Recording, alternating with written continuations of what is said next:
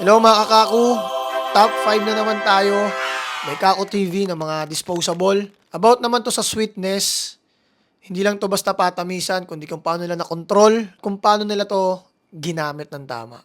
No particular order na siya dahil sa sobrang dikit-dikit na lang nung performance ng mga produkto na nasa market. Isa sa lima natin, si Wicker 8. So, isa sa mga gusto ko yung sweetness niyan. Actually, parang di mo na nga maramdaman yung tamis. May market siya na maraming may ayaw ng may tamis talaga. Pangalawa natin, si X-Forge. So, si X-Forge siya isang may masarap na tamis galing sa mentol yung ramdam ko sa kanya. Pangatlo natin, si Black Neo. So, si Black Neo, isa sa may pinaka-balance na tamis. Hindi sobrang tamis. Hindi naman galing sa mentol yung tamis, kundi sa flavor. Pangapat natin, si Tomorrow T1. So, ito talaga yung pinaka-balanse na may tamis. Kumbaga, hindi siya dinaan sa tamis yung flavor. Tulad na sabi ko, ang hirap niya pag niranking siya kasi halos lahat. Mga napili natin is halos konti lang yung diferensya nung paano nila ginamit ang tama yung tamis. Panglima natin, ito naman, si Funky Monkey.